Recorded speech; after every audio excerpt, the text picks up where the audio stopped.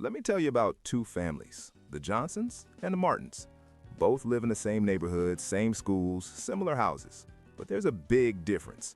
The Johnsons, one income. Dad works, mom stays home with the kids. They're bringing in $65,000 a year. The Martins, two incomes. Both parents work full-time. Combined, they're making $120,000 a year. On paper, the Martins are crushing it. They're making almost double what the Johnsons make. They should be way better off, right? More savings, less stress, more freedom. But that's not what's happening. The Martins are broke, living paycheck to paycheck broke. Meanwhile, the Johnsons, the family making half as much, they've got $15,000 in savings and they're not stressed about money. If this sounds backwards, if you've ever wondered why having two incomes doesn't feel like having twice the money, you're caught in the two-income trap. Here's the uncomfortable truth. Back in 1970, the average family with one working parent could afford a house, a car, health care, and save for retirement. One income was enough.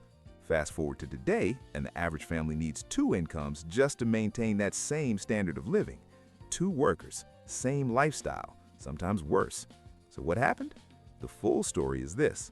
When families started earning two incomes instead of one, the entire economy adjusted around that assumption.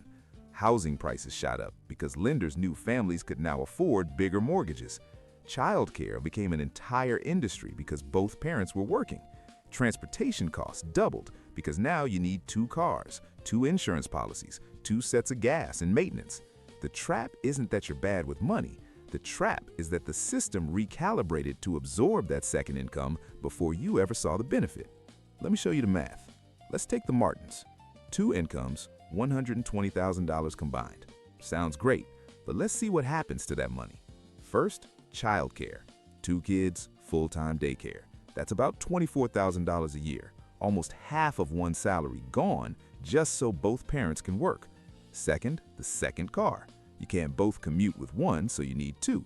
Car payment, insurance, gas, maintenance. That's a conservative $8,000 a year for the second vehicle. Third, convenience spending. When both parents work full-time, nobody has time to cook or clean, so you're ordering delivery more, hiring cleaning services, paying for lawn care.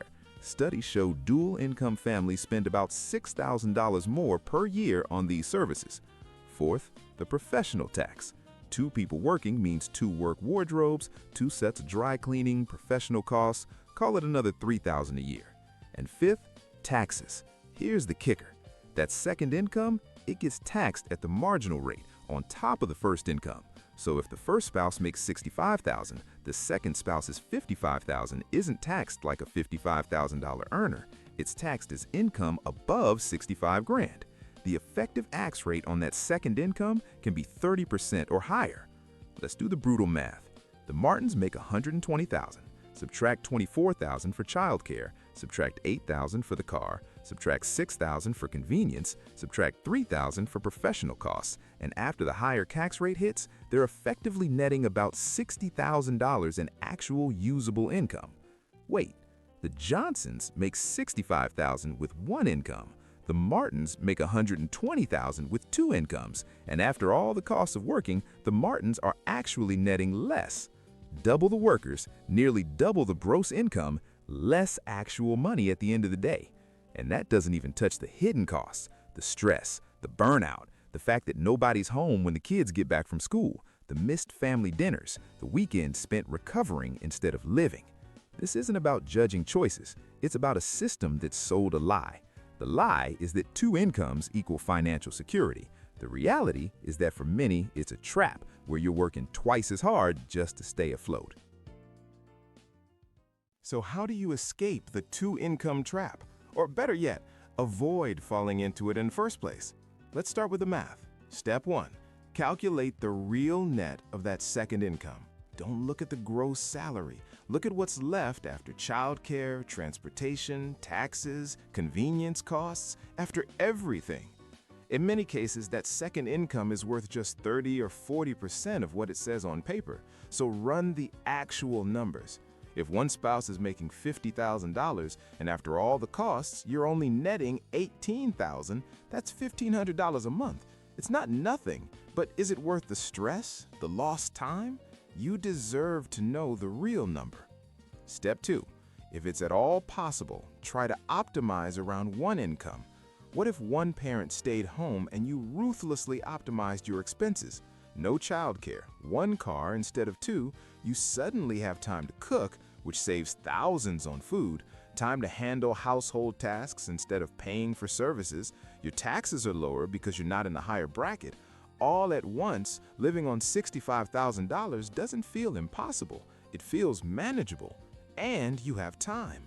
Time to raise your kids, time to not be exhausted every single day. Now, if both incomes are absolutely necessary, you need to treat that second one like a business investment. Ask yourself, what is this income buying me? If it's buying sanity, career growth, financial security, great. But if it's just covering the costs of working, you're on a treadmill, and treadmills don't go anywhere. Here's a better model. One spouse works full-time. The other builds something flexible, a side business, freelance work, consulting, something that generates income but doesn't have the fixed costs of a traditional job. No commute, no full-day childcare, no second car. This is how you escape. You earn more, but you don't absorb the costs that come with it. Step 4 is about challenging the biggest trap of all, lifestyle creep. When most families add a second income, they immediately upgrade their lifestyle. Bigger houses, nicer cars, more vacations, and suddenly they're trapped. They need both incomes just to cover the new expenses, so don't do this. If you add a second income, live like you don't have it for the first year. Sock it away, build a safety net. Prove to yourself that the second income is a bonus, not a necessity. The moment it becomes a necessity, you've lost. Finally, step 5, know your why. Why are you both working? Is it because you love your career, for financial independence? Those are valid reasons, but be honest. Because if the answer is we need 2 incomes to afford our lifestyle, then you don't have an income problem, you have a lifestyle problem. The hard truth is, in the 1970s, families with 1 income had higher savings rates than families today with 2. 2 workers, same standard of living, less security. That's the trap. The system wants you to work more, earn more, and spend more, but you don't have to play that game, because at the end of the day, the question isn't, can we afford to have one parent stay home? The real question is, can we afford not to? When childcare costs as much as a salary, when you're too exhausted to enjoy your money, when you're missing your kids growing up because you're working to pay for a life you don't have time to live, that's when you realize this isn't about money, it's about time, it's about freedom. The Johnsons figured this out. 1 income, intentional choices, less stress. The Martins are still on the treadmill, wondering why 2 paychecks feel like being broke. Which family do you want to be?